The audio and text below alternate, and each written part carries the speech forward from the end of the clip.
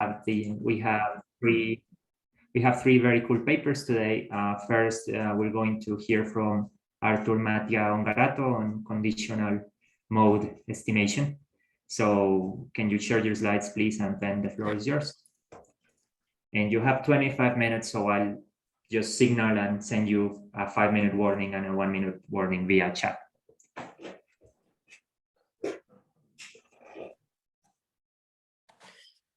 Hi, everyone. I'm Artur Ongarato. I'm from Brazil, and I'm here to present the paper of my master thesis called Conditional Mode, an approach via smoothed quantile regression. I just finished my master's in statistics at URGS, Universidade Federal do Rio Grande do Sul. First of all, I need to say that I'm not fluent in English, but I will try my best.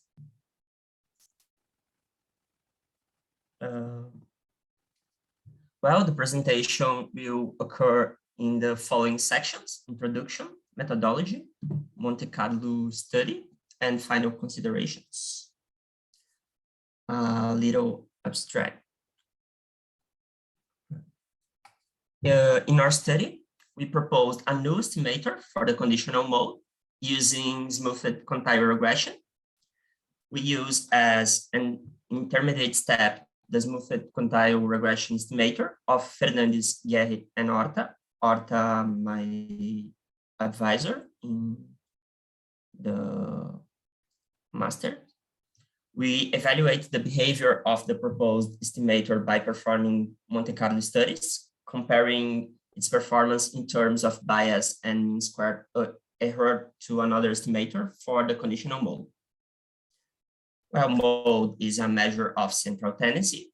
In a discrete context, is the value that appears most often. But in practice, the unconditional setting is very limited. In many scenarios, the value of a variable of interest, the response, is partially determined by the values of other variables, the covariates or regressors. Regression analysis is possibly the most used statistical method to model dependency structure between a response and covariates. And in this context, the model regression specifies the functional form of conditional mode of a response y given a vector of covariates x.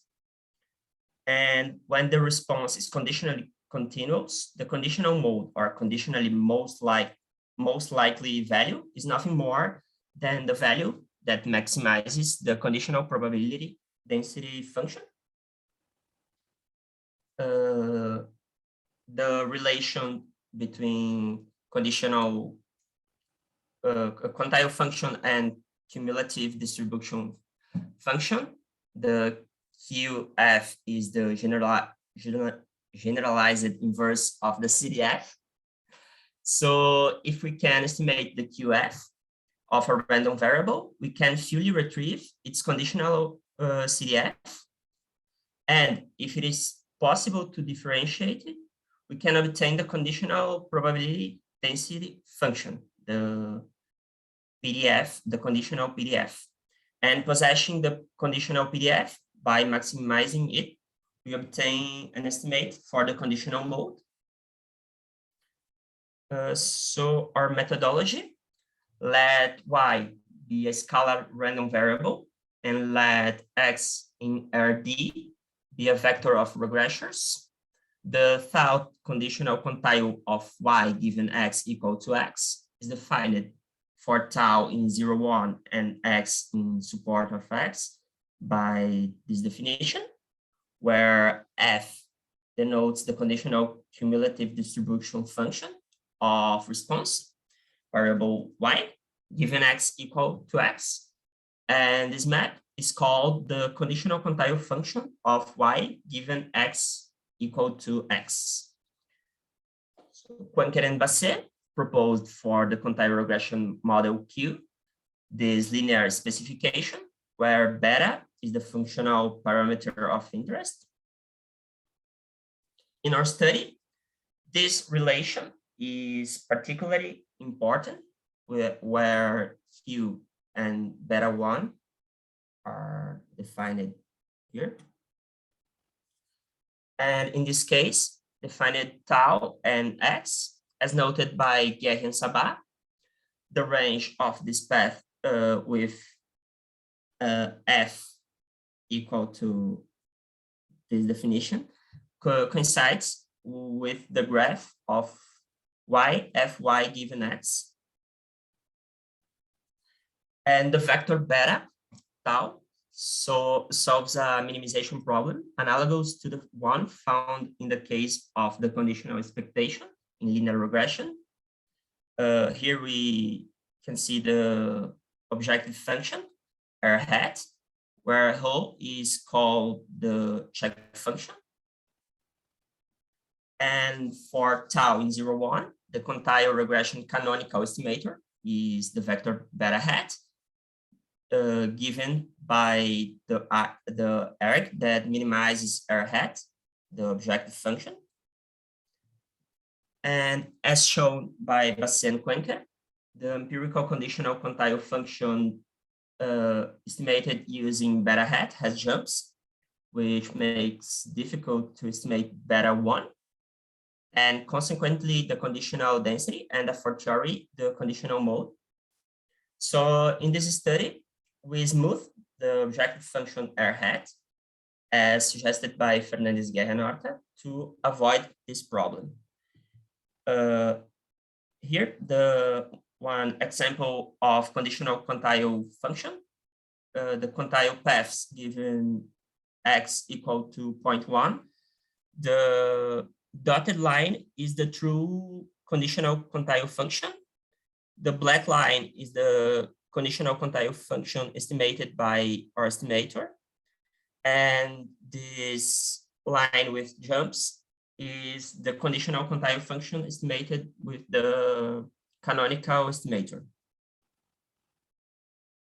Well, the smoothing of the objective function r hat proposed by Fernandes Guerra consists of replace the check function by a smoothed version using a kernel. As a result, instead of the r hat, we have a smoothed version, r hat h, where the star denotes the convolution operation and key h is a kernel with smoothing parameter h greater than 0. H tends to 0 as the sample size increases. And analogously to beta hat, the smoothed quantile regression estimator is the vector beta hat h, given by the arc that minimizes r hat h, the smoothed objective function. And as shown in Fernandes Guerra, unlike the objective function r hat, the one expressed by r hat h is continuously differentiable, and this has at least two benefits. First, the smoothed estimator beta hat inherits the regularity of the smoothed objective function r hat h, and that differentiability allows us to estimate the symptotic covariance matrix of the slope coefficients canonically. The second derivative of the smooth sampling objective function r hat h is given by this equation. And since beta hat h satisfies this condition, where r hat h1 denotes the gradient of r hat h with respect to b, it follows by the implicit function theorem in Marsden and Tromba that beta hat h is continuously differentiable with respect to tau, with beta hat h1 defined here, where x bar is the vector of sample means of covariates. And to estimate f tau given x, Fernandes Guerra replace beta and beta 1 by beta hat h and beta hat h1, obtaining f hat h tau given x And note that with beta hat H and beta hat H1, we can estimate the conditional density for any X in support of X we want. So we proposed for our estimator, we propose to employ an adaptation of the estimator F hat H of Fernandes-Guerra-Norta as an intermediate step to estimate the conditional mode M, X. The idea is to plug in a smoothing parameter that is determined by the data and possibly tau dependent in place of the bandwidth H in F hat H. This bandwidth is a stochastic process whose state space is a range of allowable bandwidths. And we define the smoothed conditional mode estimator via M hat eta X, where tau hat X eta is this arc. Here we can see the conditional quantile. We look for the conditional quantile density.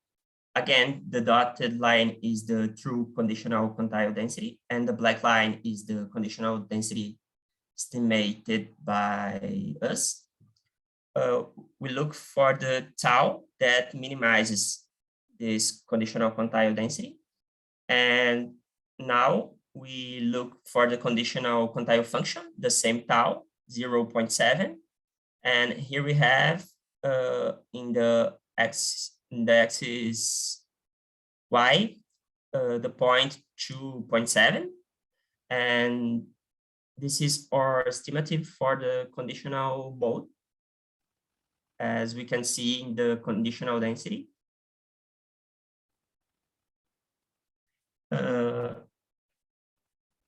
Here we have other estimator for the conditional mode.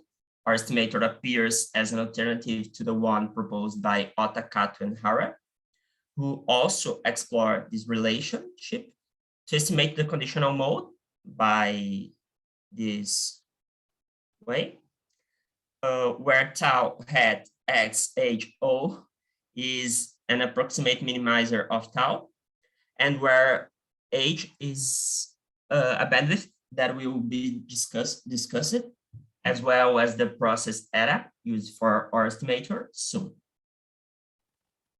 Properties of the smoothed estimator beta hat H, possible advantages of estimating conditional mode by our estimator.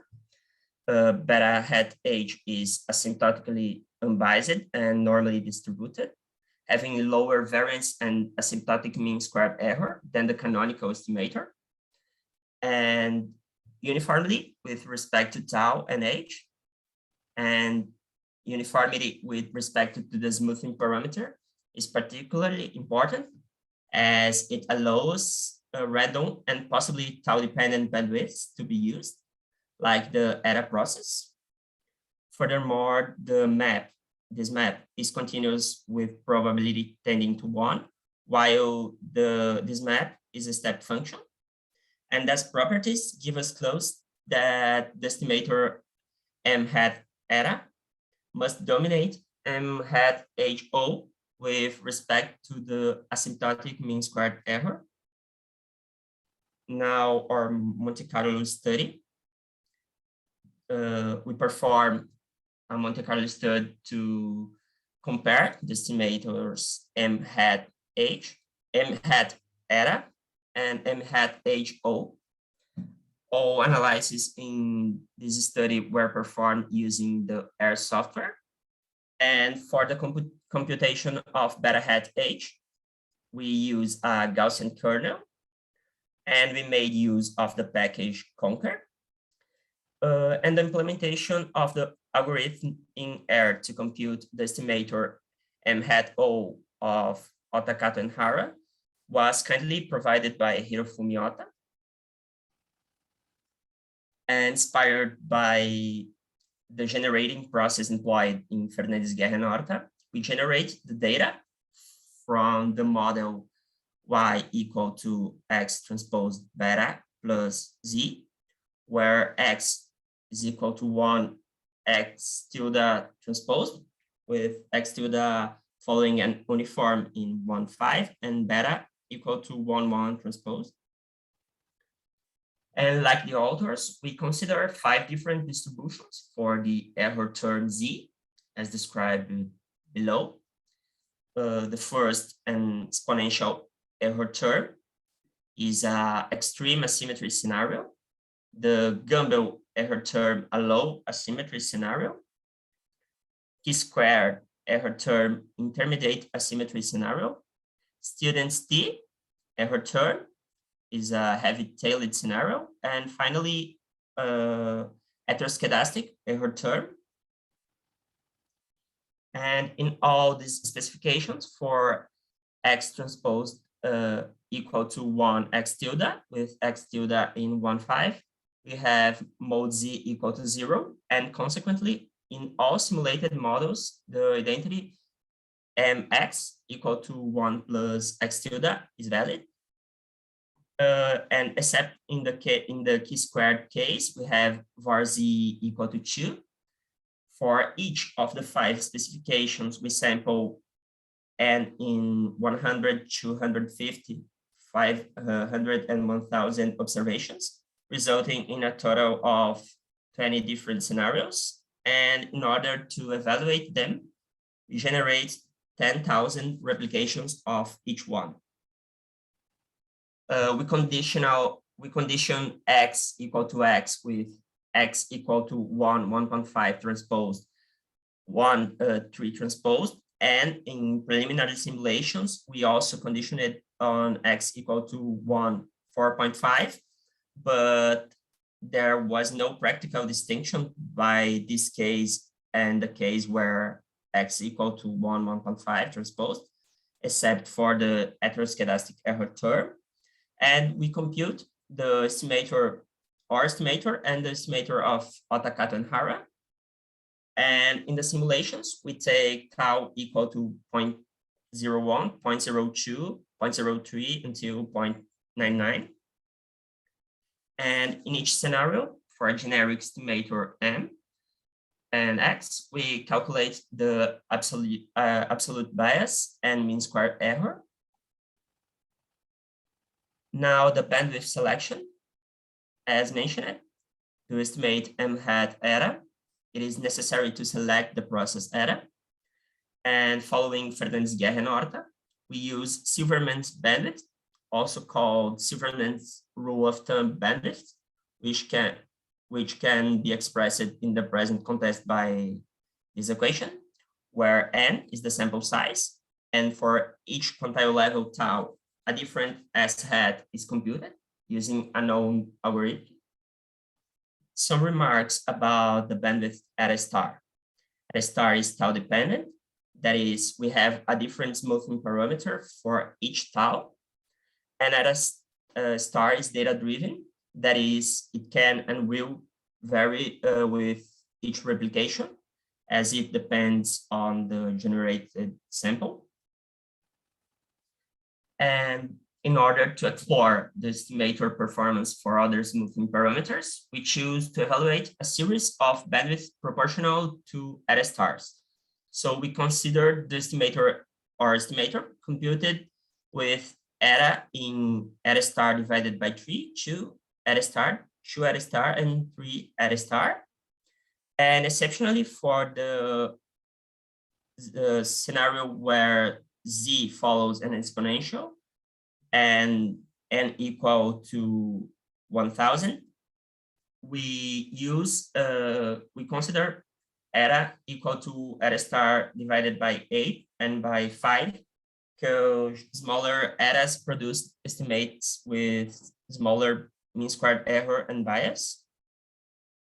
And the selection of bandwidth H, Otakato and Hara argued that despite not being optimal, the bandwidth selection H worked well in their simulations. And in our Monte Carlo study, seeking to follow an isonomy criterion, we compute their estimator with H in H star divided by 2, H star and 2 H star. And in each case, we present the results for M hat H star, and for the estimator with the best performance between these estimators. In this table, we see the relative mean squared error, m hat eta divided by m hat h o, with eta and h corresponding to the smallest mean squared error in each scenario.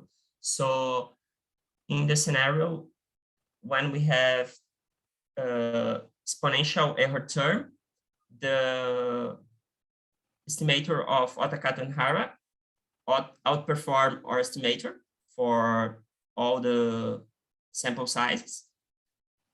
In these three scenarios, our estimator outperforms the estimator of Otakato and Hara in mean squared error. And the chi-squared scenario, each one of the estimators 1 in 4 of the 8 scenarios.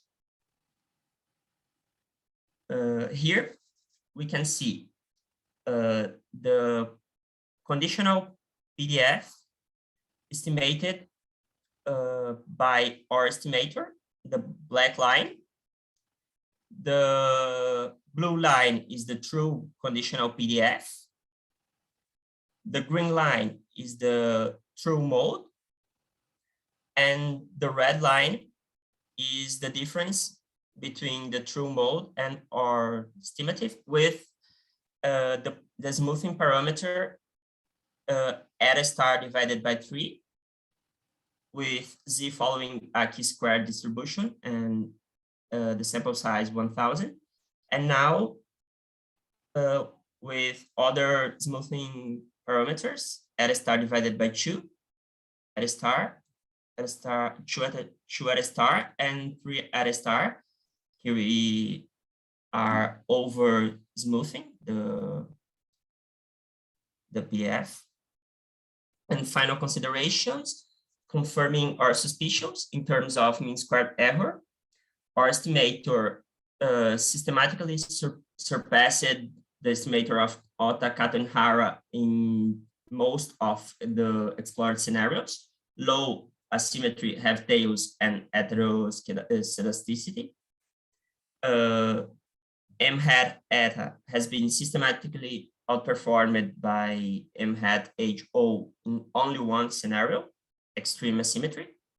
And in the case of intermediate asymmetry, the chi-squared case, each one of the estimators 1 in 4 of the 8 scenarios.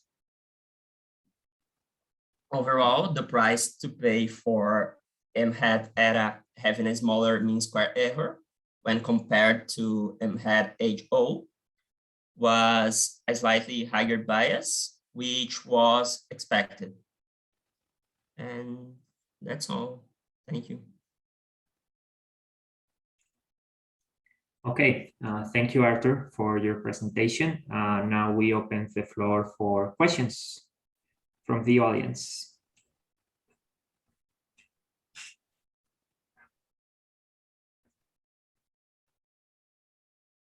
Okay, so I don't see any questions coming up, so I'm going to abuse my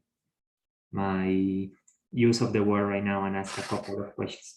So my first question was if you had any simulation setting where the distribution was possibly bimodal, like 2 modes, and No, if you have checked if your performance or the performance of the estimator in distributions such as that one.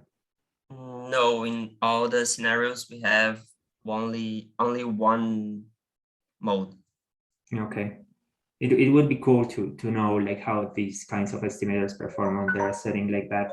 And the other question I had was whether you had any intuition for why your estimator is still being outperformed by the previous estimator you were comparing to in the case of the exponential distribution. Like there must be some reason like why the exponential distribution is giving your new estimator some trouble. And I wonder if you had some thoughts on why that may be the case. We think that it's possibly because in the exponential, the mode is the minimum, no, is the, wait, I think I have an graph that explain.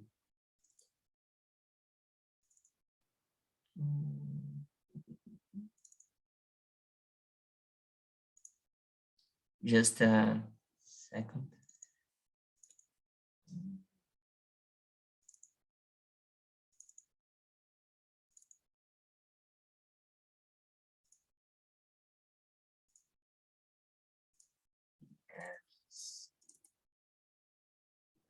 Here, can I share?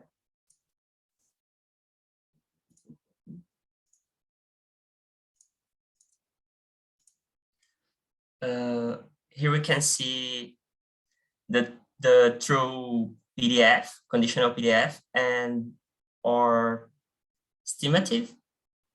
And here is with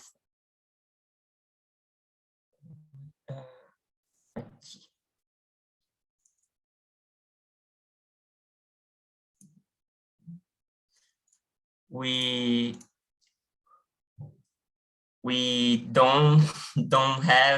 have troubles estimating the mode because the estimative is used, I think, because we use a normal kernel. I don't know, a Gaussian kernel. Maybe if we try other kernel, I think we can have better results. I see. So it seems like it's just the traditional issue with like these non-parametric estimators at the edges of the graph, right? I see. And like my other, I don't see any more questions from the audience, so I'm going to ask one more. So this is probably not very relevant since you tried like many bandwidths already. But I was wondering if you have tried to choose the bandwidth like cross-validating. It could be a good way of choosing it instead of testing like this wide array. I think that was a good idea, but we just tried the rule of thumb bandwidth, and bandwidth proportional to the Silverman bandwidth. We can try in future other bandwidth. Cool. Okay, any more questions before we move on? Okay, so I don't see anything showing up. So thank you, Arthur, for your presentation. Now we have Luis Lahach now.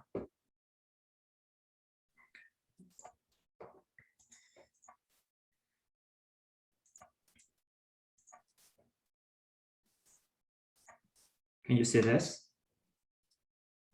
Thanks, cool. So let me just set a timer here. If I run over time, Luis, you're in charge of telling me that I'm over time. Okay, so thanks for being here. I'm Jorge Perez from Banco de Mexico, and this is joint work with Simon Frejaldenhoven from the Fed, Chris Hansen from Chicago, and Jesse Shapiro from Brown, and we'll be talking about visualization, identification, and estimation in the linear panel event study design. And since we're in central banks, the usual disclaimers apply. So the motivation for this project is the increasing popularity of event study methods and related methods in applied micro papers. So what we have here is a graph from a recent paper by Curry and friends on the popularity of methods in MBR working papers and in top 5 journals. And you can see that there's a very rapid increase in popularity of event study methods in this graph here. And that goes along with a few other methods. So what we're going to try to do in this chapter and in the presentation today is to do 3 things. So first, we're going to provide some suggestions on the construction of event study plots. And we're going to provide a data package XT event that makes it easy to adopt our suggestions. Then we're going to review approaches to identification in this kind of linear event study settings and their economic content. And last, we're going to illustrate the performance of these different estimators under some economically reasonable data generating processes. Okay, so let me tell you about the setup real quick. So we have a panel of units that goes from 1 to n, and this you can think of as US states. We have a set of periods that goes from 1 to capital T, and you can think of that as years. We have a scalar outcome of interest, which can be, for example, employment of teenagers, and we have a scalar policy of interest Z, which you can think of as, for example, the minimum wage, and then you may be interested on the effects of the minimum wage on employment. Notice here that this scalar policy Z can be binary or continuous. There is no restriction on that, so the setup is quite general. So the way we're going to estimate our effects of interest is via a linear panel model, where we regress our outcome YIT on a set of unit fixed effects, time effects, control variables, and on dynamic effects of our policy variable of interest Z. These dynamic effects can occur from up to G periods in the past to up to N periods in the future. And we're also going to have a non-observed confound CIT here. Because of the presence of this unobserved confound, we may run into identification and estimation issues. And in the second part of the presentation, I'm going to be talking about different assumptions for CIT and how they lead to different estimation methods. The parameters of interest here are, of course, these beta m coefficients that just tell us the effect of the policy variable on the outcome of interest. So the first section here is just to talk a little bit about event study plots, how to build them, and some suggestions on what to do with them. So this is the typical event study plot as you see in applied economics papers nowadays. On the x-axis, what we have is event time, understood as time relative to a change in the policy variable of interest. On the y-axis, we have the magnitude of the coefficients, and the bars are usually depicting confidence intervals. And this graph is intended to depict the cumulative effect of the policy of interest on the outcome of interest. So what I'm going to do now is show you a series of graphs adding elements to this event study plot, so you can see which suggestions we're making to make these event study plots more informative. So before that, I have to tell you how we build the plot. So we cannot use our linear panel model straight away to build this plot because we want to do two extra things. First, we want to show cumulative effects of the policy in the plot. So to do that, we're going to replace the level of the policy Z with first differences of the policy Z to be able to show cumulative effects. And then something else that we want to do is we want to entertain the idea of the policy Z having effects beyond G periods in the past and beyond N periods in the future. That is going to be useful to have some over-identifying restrictions that we can test. So we're going to add some extra leads and lags to this linear panel model equation. That is going to lead us into this estimating equation for the event study plot, where we have replaced levels of the policy variable with first differences of the policy variable here. We have this sum now runs from minus G minus LG to N plus LM minus 1 to entertain the idea of the policy having effects on the outcome beyond the initially thought periods. And this model is saturated here. So we have this sum going from minus G to minus LG to N plus LM plus minus 1. And we have these endpoints here. For example, this coefficient is interacted with the level of the policy variable N minus LM periods in the past, and we have a similar coefficient for the other endpoint. We will refer to this index K as event time, and we will refer to the event time path of the outcome as the vector delta that collects all these delta coefficients. Okay, so now for the series of suggestions. So as you probably could tell from the equation I just showed, this model is saturated. So the coefficients delta are not all identified at once. So you need to normalize one of the coefficients. Our suggestion here is to normalize the coefficient delta minus G minus 1 equal to 0 in the estimating equation. That means that you normalize the coefficient on one period before the effects of the policy are supposed to take place. In these graphs that I'm showing you, we have assumed that G is 0, so the policy does not have anticipatory effects. And so we have normalized the coefficient on event time -1 to 0. And this is a relatively common practice nowadays in these event study plots. Our second suggestion is related to the magnitude of the effects. So here we have added a parenthetical label here that displays the level of the outcome variable at the time where the coefficient is normalized to 0.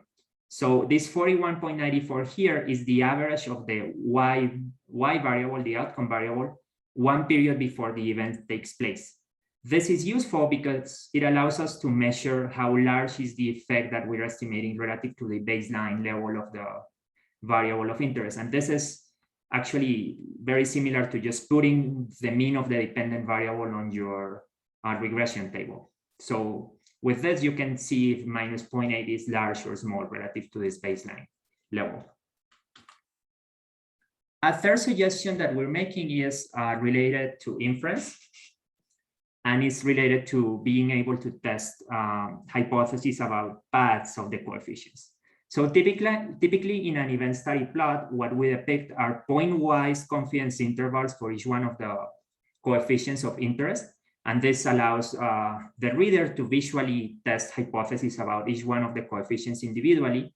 But this does not allow for easy testing of hypotheses about the paths of the coefficients. So what we suggest is that the practitioner adds a uniform confidence band in addition to the previous point-wise confidence intervals. These are depicted here as the outer bars beyond the horizontal lines here. And with this in place, you can easily test hypotheses about paths of the coefficients. For example, you may be interested in knowing if a linear evolution in time, in event time, can accommodate this pattern of coefficients that we're estimating. In this case, all you need to do is to try to draw that path and see if it goes through the outer confidence intervals here. Okay, another suggestion that we make is to add some over-identification tests to these event study plots. So usually we're interested in a couple of over-identification tests that are kind of standard. The first one is a test for whether these coefficients before the event takes place are equal to 0. Under our assumption, in this case, that G is 0, the policy should not have an effect on the outcome before the event takes place. And if that's the case, then these coefficients should be 0 jointly. If that doesn't happen, that sort of casts doubt on our identification assumptions. So we can just add a p-value here for the joint test of whether these coefficients are 0 or not. And another identification assumption that we make is when do we end this estimation window here? At which point do the delayed effects of the policy die off?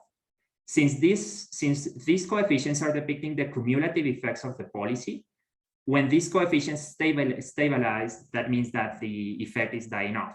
So one test for that is to test the equality of these last two coefficients in the event study plot. And so that's another p-value that we're adding here. All right, so another suggestion, which we think is one of the coolest suggestions, is to depict some confound paths along the event study plot. So here's the idea. On the left-hand side panel, we see a path, an event study path, where we see some non-significant pre-trend coefficients, and we kind of see an effect of the policy a few periods after the event takes place. We may be interested in knowing if a confound that is trending in time can be responsible for the event time path of the coefficients that we're seeing. So what we are suggesting is to find the smoothest path of a confound that goes through the joint confidence region and plot it in the graph. So what we did here is we looked for all the possible confound paths that go through the joint confidence region of the coefficient. Then we looked for the smoothest one and we depicted it. And in this left-hand side panel, we see that this path of coefficients is consistent with a confound that is trending linearly in event time. And under many economic settings, you can possibly think of confounds that are having this behavior, right? For example, in the minimum wage case, you may think that there's some underlying state of the economy that is trending linearly around a change in the minimum wage, and that may be causing this effect that you're seeing. On the right-hand side panel, we also try to find the smoothest confound that is consistent with this path of coefficients. And the smoothest confound we could find is this wiggly thing here that kind of behaves sort of erratically over time. It is harder from a researcher's perspective to think of an economic confound that is consistent with this behavior. So we would argue that for the panel on the right-hand side, there is more evidence of an actual effect of the policy on the outcome of interest, because it is harder to find a confound that does this.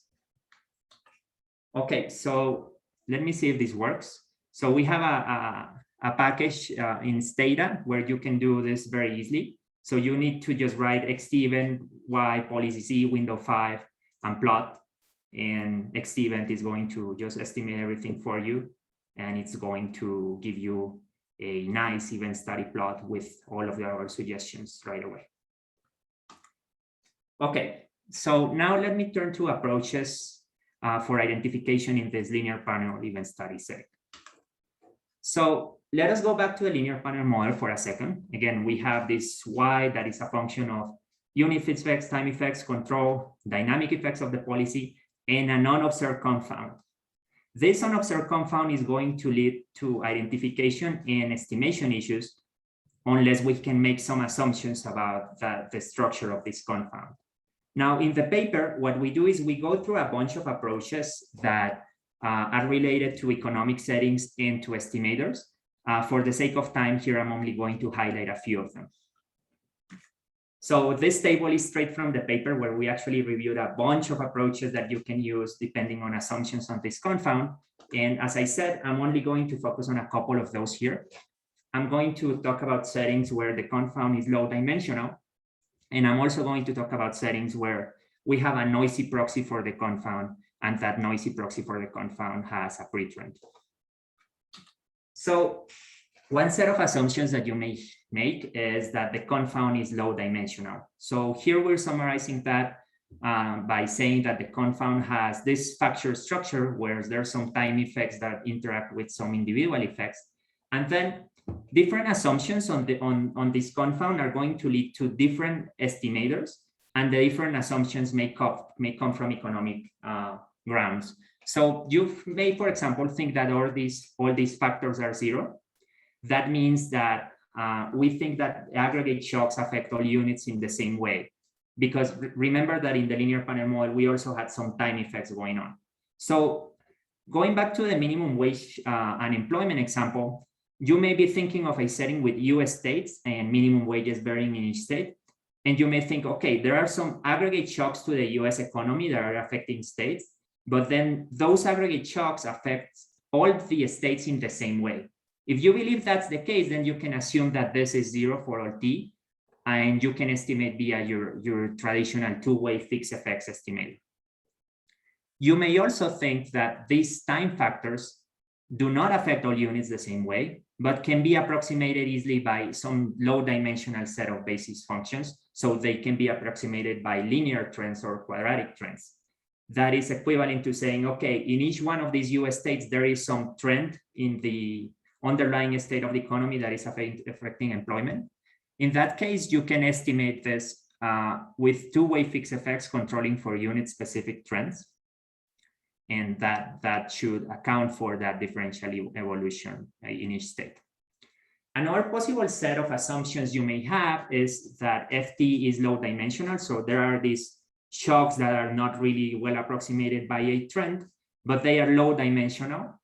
And then units respond differently to these common shocks. So coming back to that example of the minimum wage, you may think that there are aggregate shocks to the US economy, and each one of the US states is reacting differently to these aggregate shocks.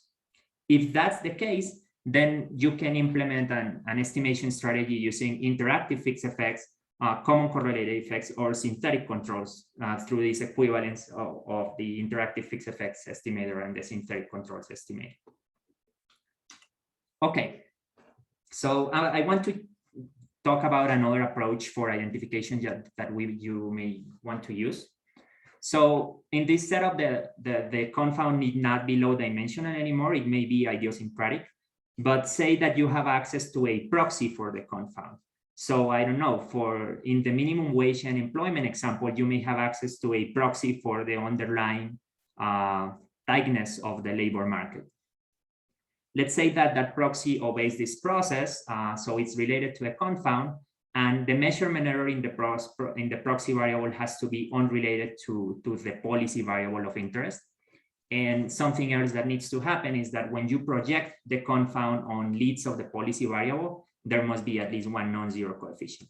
In that case, you can use the dynamics of the proxy to approximate the dynamics of the confound and to adjust your estimates for the dynamics of the confound. And I'm going to show you how that works in a series of graphs. So say that you have an outcome and you have an event study plot for the outcome here. And I'm just typing the commands that you may use with XT-event to obtain this kind of plot.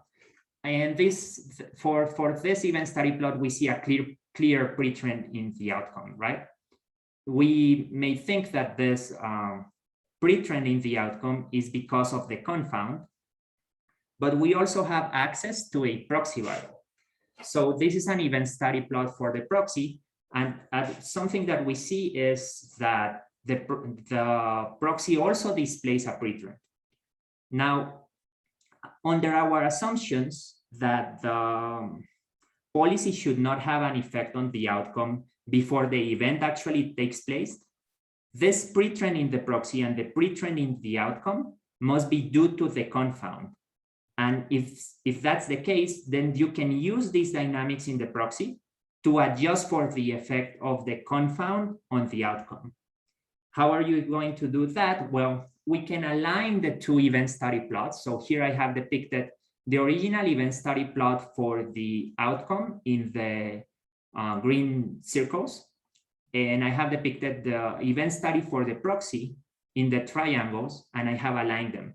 So the proxy here is supposed to be informative of the effects of the confound, and we can use these dynamics of the proxy to adjust for the effect of the confound on the outcome of interest.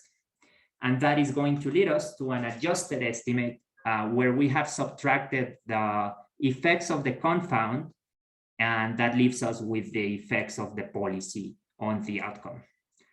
In a previous paper, Jesse, Simon, and Chris had shown how to estimate this using two-stage least squares instrumenting for leads of the policy variable. All right. So something that I want to mention is how does this work with heterogeneous effects of the policy? So if you've been reading the papers on diff and diff for the last week, since like 5 of these show up each week, pretty much, you may know that there's a lot of attention being paid in the literature to settings where there are possible heterogeneous effects of the policy. In a setting of staggered adoption, that is when you have a binary policy that is being adopted by each unit at a different point in time, you can just use this same setup, just interacting the effects of the policy with indicators of cohort, where a cohort is just a period where a set of units adopts the policy. And so once you interact these effects of interest with cohort indicators, you can then proceed and use the tools that we review for the settings with homogeneous effects of the policy, and you're going to get some estimates of this heterogeneous effect if they vary by cohort. Okay. So in the last few minutes, I want to talk about some simulations of the performance of different estimators in this linear panel event study set. So we're going to have some DGPs that are trying to replicate some studies with US states. So we have 50 cross-sectional units, 40 time periods, and we have a DGP where there's endogenous policy adoption. So the policy is going to be adopted if CI T plus P plus noise crosses a threshold, and then we vary P and the structure of C to have some different endogenous policy adoption scenarios and some different dynamics for the confound. For example, again, in the minimum wage and employment example, you may think of a policymaker that is making a forecast of how tight is going to be the labor market in a few periods, and is deciding whether to increase the minimum wage now or not based on their forecast of how the economy is going to be doing. So in this setup, this is the path of our unconfounded outcome. So the policy has an effect of 0.5 on the outcome, and this effect is permanent and happens once the policy takes place. So that's the central path that we're showing here, and the bounds around that are just the 2.5 and 97.5 percentiles across different simulations. Okay, so this slide summarizes our DGPs for the simulations. We have a set of confound structures. So we have a confound that is mean reverting. So this confound kind of trends down before the event takes place, and then it trends up. And this is reminiscent of the Ashenfelter dip in labor trading programs, where an individual's potential wage may be going down before they enter a job training program, and then it may trend up again. We also have a setting where there's a monotone trend, a setting where there's no pre-trend. So the confound only kicks in after the event takes place, but you had no evidence of the confound beforehand. If you think this is weird, think of COVID, and this may be like the structure of the confound that you're talking about. And we also have a multidimensional confound here, where the confound has a factor structure with two time factors. In these settings, we also have proxies, and you can see here that the proxy kind of follows the dynamics of the confound, except in this case where we're assuming that this confound has two factors, but the proxy is only informative for one of the factors. So the proxy is only going to be able to partially capture these dynamics. Okay, so with this setup in hand, how do different estimators perform? So the two-way fixed effects estimator kind of doesn't perform well because the confound is kind of screwing everything up. So if you do not account for the confound, you're not going to have unbiased estimates of the effects of the policy here. Then you can use an interactive fixed effects estimator. You can think of this as synthetic controls as well. This interactive fixed effects estimator does not do well in settings where the confound does not follow a factor structure. So it doesn't do well here, here, or here. It does very well here because in this setting, we have assumed that the confound follows a factor structure. So that's exactly the setup where the interactive fixed effects estimator excels. I didn't talk about this estimation strategy in detail, but you may want to extrapolate the event time dynamics of the outcome. For example, you see that your outcome is trending linearly, and you assume that it would have trended linearly in absence of the policy. In a setup like that, event time, which we call event time extrapolation, this could work if the confound is itself trending linearly, which was the case here. But in other cases where the confound is not doing that, you're not going to be that successful. And last, we're showing the performance of our of an estimator using a noisy proxy and instrumenting with leads of the policy variable. This works well in these two cases because the proxy is informative of the dynamics of the confound. I'm running out of time. I'll wrap up quickly. This doesn't work well here because the pre-trend in the proxy was not informative of the dynamics of the confound. Remember that this confound did not have a pre-trend. So it wasn't informative of this dip in the confound in the future. And that doesn't work well here either because our proxy was only informative about one of the factors. And there were two factors in this confound. So that's going to lead to noise in the estimation. Okay, so let me wrap up. So we've tried to make 3 contributions in this chapter. We suggested improvements to event study plot. We've discussed some available approaches to identification in the presence of confounds, and we've examined the performance of different estimators under different DGPs. One big takeaway here is that no estimator performs well under all reasonable DGPs, and you're not going to be able to gauge how well your estimator is performing with the data you're going to have. So that kind of reinforces the need of having modeling assumptions that are based on economics grounds. And you can map your economics assumption to different estimators using the review we have here. This is my contact information. If you scan this QR code, that takes you to the paper and to the package and to everything.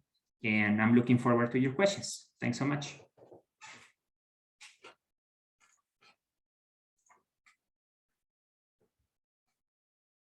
So I don't know if there are any questions from the audience.